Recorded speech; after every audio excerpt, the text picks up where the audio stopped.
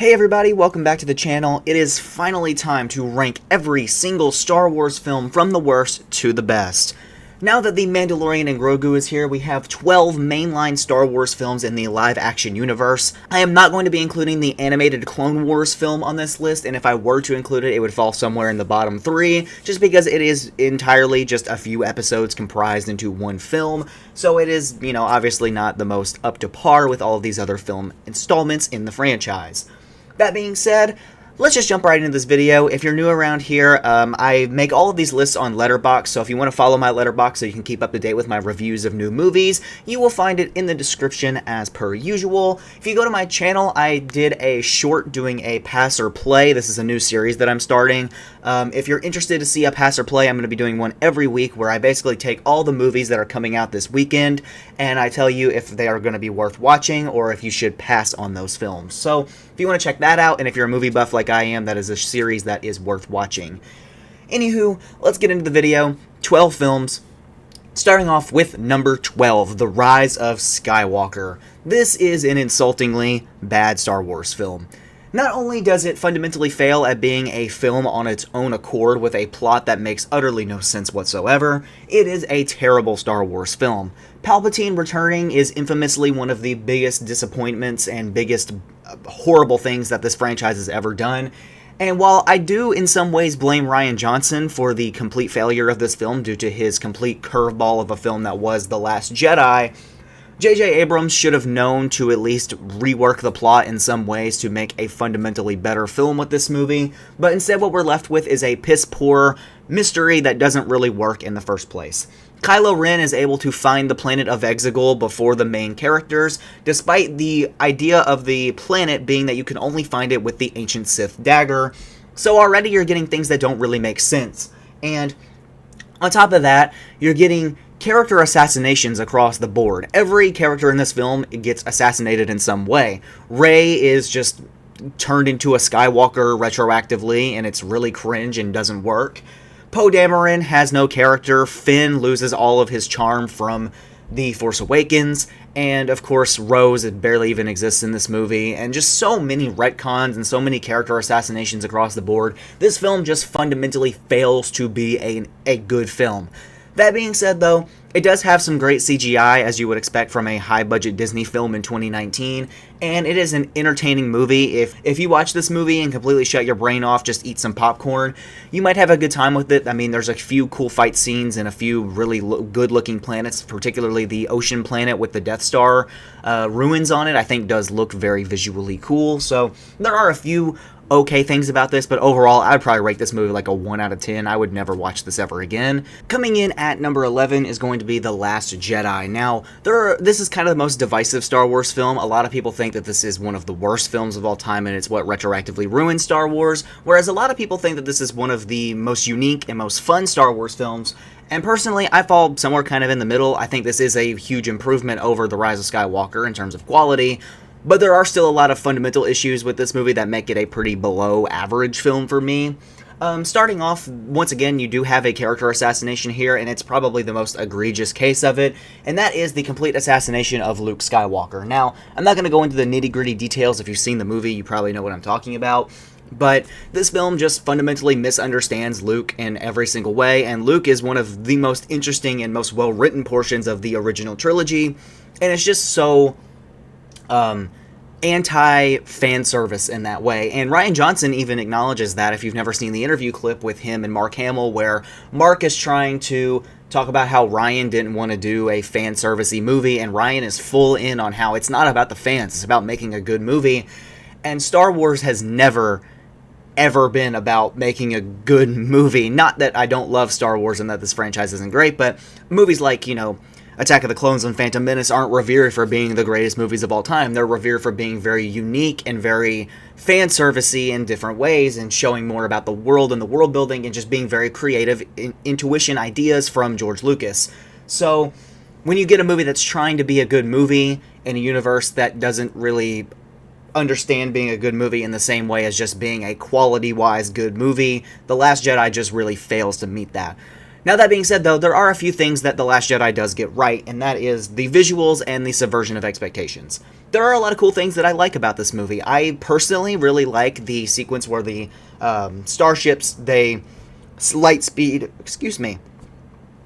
I really like this section where the starships all light speed through the Star Destroyer.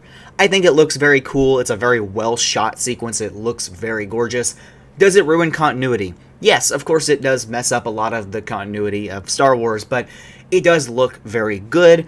It is a very interesting thing that happens. There are a few other instances of things that look kind of good that I don't like, but overall, I would say this movie is just a slightly below average film with some good visuals, a few really good fight sequences with good fight choreography. I particularly do enjoy the Rey versus Kylo Ren fight with the Darth Vader helmet and stuff, even though it does in some ways kind of, once again, ruin a lot of the Star Wars continuity and, of course, have that big subversion of expectations with the death of Snoke that retroactively is what ruined the Rise of Skywalker in the long run.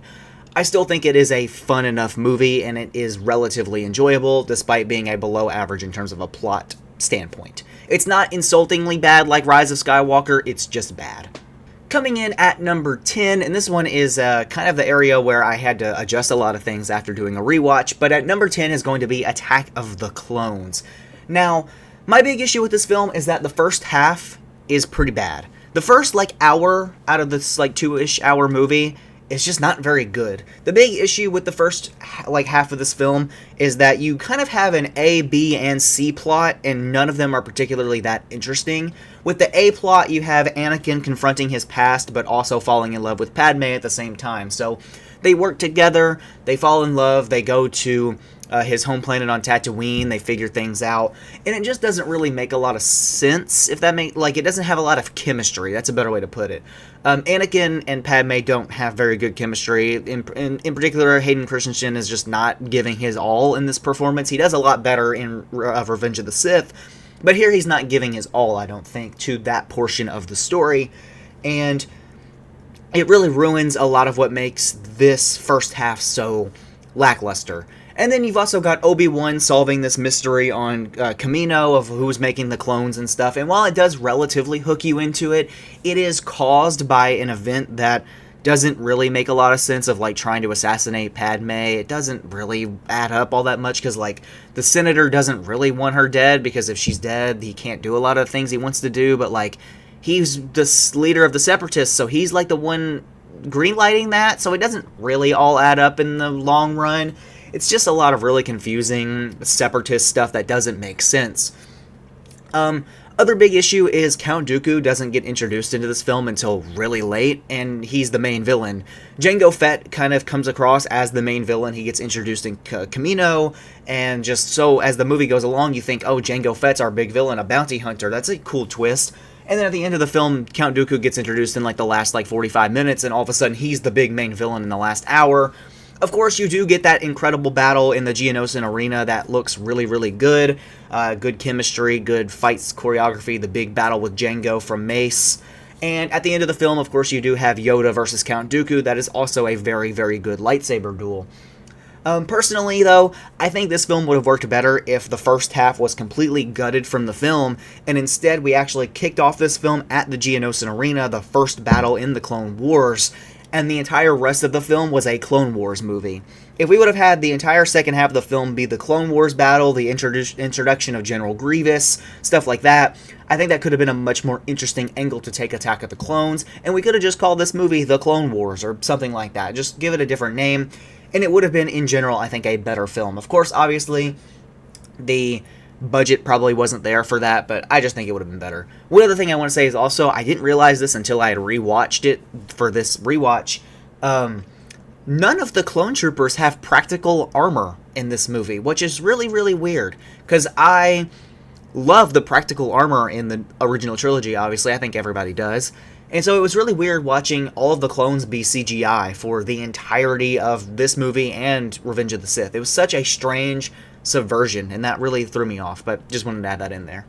Coming in at number 9 is going to be Solo, A Star Wars Story. This is a movie that didn't really need to exist for any particular reason. It's ultimately a forgettable film that came out at the wrong time and generally at the wrong place. If this was a movie that came out in between the gap of, obviously, Revenge of the Sith and Force Awakens, it would have made a little bit more sense in continuity-wise, because you have Solo getting introduced back into the fray in Force Awakens, and then obviously you get to see his fate in that film.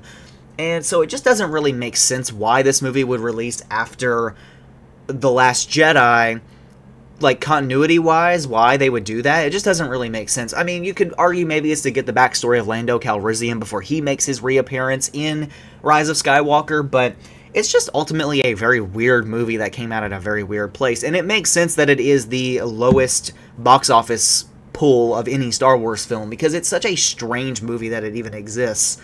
It doesn't really give any new ideas to the universe. The best thing that it does is it gives you a fine look, like an interesting angle, I guess, of the criminal underworld of the post-Revenge of the Sith era. And what I've heard, a big critique I've heard from a few people, and one thing that I very much agree with, is that this would have worked better as a TV series, as like the intro to the Disney Plus era of Star Wars, if this and The Mandalorian kind of coincided, of like, Han Solo gets his journeys in the post-Revenge of the Sith era of the criminal underworld, while The Mandalorian, you get to look at the post Return of the Jedi era of the criminal underworld. And you could have gotten that very unique dynamic between the two, and then how Boba Fett, of course, coincides with both of those stories, and the post Revenge of the Sith bounty hunters that make it all the way there. It would have been a much more interesting angle to take the story, I think. And Solo just ultimately becomes a very forgettable film in the franchise here. Coming in at number 8 is a movie that is very similarly kind of like Solo in the same way, and that is the newest film, Mandalorian and Grogu. I just saw this in the theater yesterday, and have a lot of thoughts. So this is going to be the longest section of the video, because this is going to be my video on it. The Mandalorian and Grogu is similarly a forgettable film like Solo. This is not going to be a Star Wars movie that I think is going to make a lot of money. It's not going to be a Star Wars movie that is going to be revered as the best in the franchise, and it is surely not going to be a Star Wars movie that is remembered for years to come. Even though, Rise of Skywalker was a complete and fundamental failure, I would argue that movie is more memorable for being bad than Mandalorian and Grogu ever will be for being a good or bad movie. This is just a very forgettable entry into this franchise. My biggest critiques with the film, and I'm going to talk about critiques first before the stuff that I did like, because there are a few things I did like about it. I found that this movie's color grading was unusually bland for a Star Wars movie. Every other Star Wars movie, even Solo in some regards, even though I don't love Solo, I would say that a lot of the visuals always look really, really good. Even Rise of Skywalker, a movie that I think is ultimately one of the worst movies I've ever seen in my life, there are planets and unique entries in that film that visually are very appealing. I like the way that the planet with the Death Star ruins looks. It's a very good-looking planet, and even the lightsaber duel that occurs on that planet is very visually interesting. And although Mandalorian and Grogu does have some great fight choreography, like there's a battle in like a big arena that's really cool, the final battle is particularly very entertaining, it's just not color-graded or very pretty-looking in general. It's all very gray, brown, and green for the entirety of the movie. And yes, granted, it could be because of the planets that they chose. They chose very generic-looking planets like the Hutt planet and other ones that are just very generic-looking.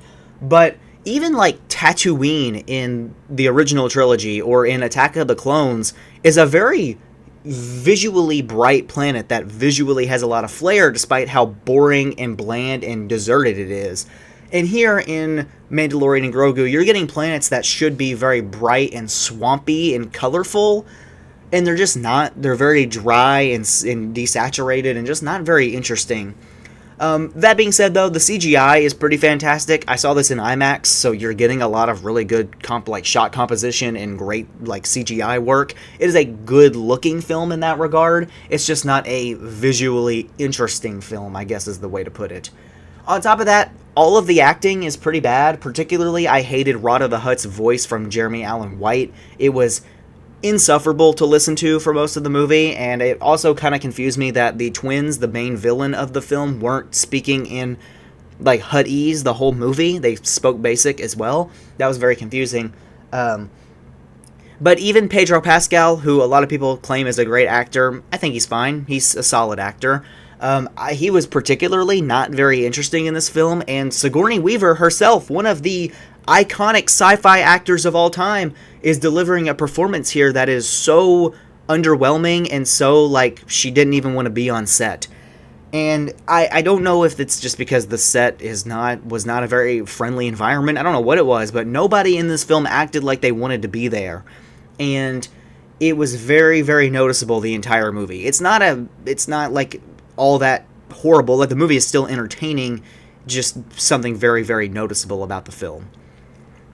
The soundtrack and the score are actually very unique in this movie, not like anything I've ever heard in any Star Wars film ever. All the other Star Wars films are very classic and orchestral, especially the original trilogy and the prequels, and of course some of the newer stuff is a little bit more unique. But here in Mandalorian and Grogu, you're getting actually a lot of very synthetic, more kind of modernized music, and it's very computer and digital, and it's really cool, very unique. It very much fits the kind of Hutt underworld that they're trying to showcase in the film, and it's just a very audibly unique film in that regard. And the last thing I want to say is that, similar to Solo, you do get a very good look at the Hutt underworld and just the general criminal underworld in a post-Return of the Jedi world. Obviously, the Mandalorian has a very weird lens because he's not really a character. He's kind of just a caricature of a Mandalorian following his code. So you're not getting anything particularly character-driven in this movie, but you do get a decent visual look at a lot of the world building around the era of Return of the Jedi. So that is altogether a decent thing. Last thing I want to say about it is that this movie does not have any insanely over-the-top, marketable moments. Like, it's not like it's trying to sell you the next Lego set or trying to make Grogu stuffed animals to sell millions of copies or anything like that. It doesn't really have any over-the-top moments that are trying to sell you on anything. Something that I thought the Mandalorian TV show did constantly was put Grogu, especially in situations, to sell toys. And here it doesn't feel as much like that. I mean, there are a few instances that are definitely going to probably make a toy of, but it doesn't feel like that's the most in-your-face thing that Jon Favreau is trying to do with the visual appeal of the film. So overall, I would probably give Mandalorian and Grogu like a 6 out of 10. It's a perfectly fine movie, but in the grand scheme, I think it is going to be a very forgettable entry in not just 2026, but in the grand scheme of the Star Wars universe. Now, coming in at number 7 is going to be Episode 1, The Phantom Menace. This is a movie that a lot of people, to this day, still don't really like, pretty much rate very lowly. But for the same reasons that I'm giving Mandalorian and Grogu and Solo a bit of a pass, even though they're not particularly incredible movies, I think Phantom Menace is the best film at showcasing the world-building aspects of a Republic-era, pre-Clone Wars world in Star Wars. You're getting a lot of really good meat-on-the-bone substance from learning about the Trade Federation and how the Jedi are more like emissaries or like messengers of the Republic. And you're just getting a lot of very good world building in the sense of why the Clone Wars is going to happen. And it's, the Trade Federation getting manipulated by the Separatists and stuff like that. It's just a very well put together idea. And while there are a few massive critiques I have with Phantom Menace, in particular the character of Anakin and how Anakin is way too young in this movie and should have been much older, and then the argument Yoda makes of him being too old would have made more sense and stuff like that, there are a lot of things that this movie gets wrong, but it is in no way a bad movie. I would say this is the first film on here that is slightly above average, whereas Mando and Solo are average and everything else I would say is below average. This is a slightly above average movie. You obviously have the Duel of Fates in here. That is a particularly incredible fight sequence, and it lasts for a very long amount of time in the film. Padme is not insufferable in this movie, neither is Anakin. Both of them have very good, decent acting performances here, which is not to say that Attack of the Clones has the worst acting I've ever seen, but it does have the worst acting I've ever seen, so at least you're getting some better chemistry here in Episode 1, whereas you don't really get that in Episode 2. Liam Neeson, of course, as Qui-Gon Jinn, has become an infinitely iconic character off of one single movie, which is always fun. And yeah, you've also got, of course, the kind of origins of characters like C-3PO just for little fan service. And I think George Lucas in general was just a very creative guy, and this is a very good showcase of his creative potential when he's working on his own without a lot of guidance. It's a fine movie, it's a fun movie, and I would say it is slightly above average. Coming in at number 6 is going to be The Force Awakens. This is a movie that was so hype, that I was so excited about when it came out, and I remember absolutely adoring this movie when it came out. And as time has gone on, I still like this movie, I still think it's good, but I don't think it's as great as I once thought it was. In all actuality, The Force Awakens is in so many different ways a remake or a reimagining in the Disney-ified way of A New Hope. There are so many elements of Force Awakens that are just New Hope kind of redone. And while that's not a bad thing, obviously this is a massive reboot to a franchise 20 plus years removed from the original entry, so there's nothing wrong with that. And for the most part, I think a lot of the things they set up with characters like Rey and Finn and Poe, and of course the return of classic characters like Han Solo and Leia, are obviously very, very unique things that they do with those characters. Kylo Ren is also a very cool looking villain, and I think he's very menacing in this film, even though he gets completely gutted later on. And obviously a lot of the cool setup with Snoke being the new villain and the new Starkiller base. There's just a lot of very cool things that get thought of and get made in this film. And while it is, like I said, just a bit of a rehash of A New Hope, this is still a very solid entry in the Star Wars franchise. I like a lot of what they do here. I particularly like the intro to this film, of how you have the whole setup with Poe and Finn and all of them. I like how it is still easy to isolate from, of course, A New Hope and the original trilogy. And even though there are a few things that don't really make sense, like Maz having Anakin's old lightsaber and Rey being able to use the Force so well after just learning about it and stuff like that, it is still a very enjoyable watch, and it is still a pretty solid film, all things considered. It is unfortunate that it was such squandered potential after this movie, but overall, I would say this is a great movie, and it makes sense it made the most money in the whole franchise. Alright, we're in the top 5 now, and this is when it gets serious, but also gets to be a lot less to talk about, because all 5 of these movies are pretty much unanimously agreed upon as some of the best this franchise has to offer. So coming in at number 5 is going to be the original Star Wars from 1977. This movie is still fantastic to this day. While it's not my personal favorite in the franchise, I do understand why this movie is so beloved, and I agree, this movie is fantastic. From the characters of Ben Kenobi, who would spin off to his own, character that needs his own backstory, and Darth Vader, who needs his own backstory, to, of course, the iconic Luke Skywalker, Princess Leia, Han Solo, just so many iconic characters that come from this film, and obviously it's the start of one of the most iconic film franchises, and just franchises in general, to ever exist. One of the franchises that has made the most money in the history of ever. So, this movie is infinitely iconic. The story is simple, good versus evil. It doesn't try to be anything over the top. It doesn't try to be any kind of course correction, anything like that. It doesn't need to be anything like that.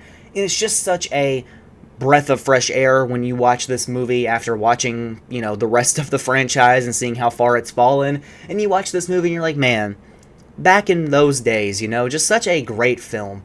New Hope is fantastic. I don't really want to dive super deep into it because you already know how good this movie is. So I'll just go on. At number 4 is Rogue One. This movie's also really great.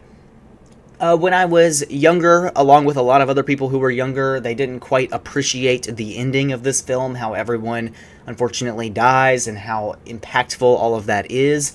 It does have its impact. And obviously when you're younger, you probably don't appreciate the fact that there's no big lightsaber duel in this film or any of that kind of stuff. There's no iconic character designs or anything like that. But as I've gotten older, and for a while, this was actually my favorite Star Wars film. And I've just grown to really appreciate Rogue One. I love how visually interesting it is. I love the fact that they went with a Godzilla director to make a movie like this, where you're getting these big Death Star sequences where it's hovering in the distance like a creature, and it like blows things up, and you get all these massive explosions, and it's just a very, very smart choice of director, in my opinion. Even though that 2014 Godzilla movie has some of the worst lighting I've ever seen in a film, and Rogue One does not, it is still a very interesting choice to have a Godzilla director come in and do a Star Wars film where you're having a lot of these big things coming up on the screen and stuff. I really appreciated that.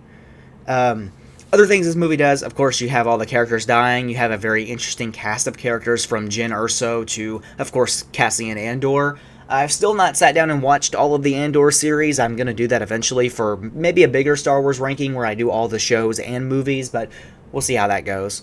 But overall, Rogue One is just very fantastic. A lot of people argue that only the last hour of this movie is good, with the big final battle on the planet, I can't think of the name, with the S, the planet with the S. But personally, I think it's like Scarif or something. But personally, I think that all of this movie is good. I think the first half of this movie is good. You have a good setup with why Jyn has been in captivity. You, of course, have Saw Gerrera getting his visual appearance in the Star Wars franchise, a character who, up until then, had only been mentioned in comics, and then later on was brought up in video games, of course, in the Fallen Order game and the Jedi Survivor game. But you have a lot of really good world-building elements, and of course you get the age-old answer to the question that A New Hope has at the beginning of how the plans to the Death Star was gathered by the Rebellion. So, great movie. Absolutely love Rogue One. Comes in at number 4. At number 3 is going to be Return of the Jedi. I know a lot of people tend to put this one below the original, but for me, this movie is just such a satisfying conclusion to the original trilogy, with some of my favorite moments in the original trilogy, that it is very, very hard for me to not put this movie in my top 3. I love Return of the Jedi. I particularly love the entire beginning of this film with Jabba's palace and how they handle Jabba the Hutt. I think that is a very, very fun sequence. It's such a very well done intro to a movie and just very captivating from start to finish. And of course, it also answers how The Empire Strikes Back can end on such a big cliffhanger. Other things I like about Return of the Jedi is, of course, the big final climax. Obviously, it is argued a lot that the Death Star being rebuilt was such a random thing that just kind of happened, and they just don't really... It kind of felt lazy in a way.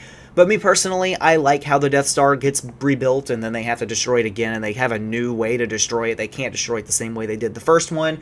So it shows that the Rebellion can adapt and have a different style for different circumstances. And I think that's a really good thing to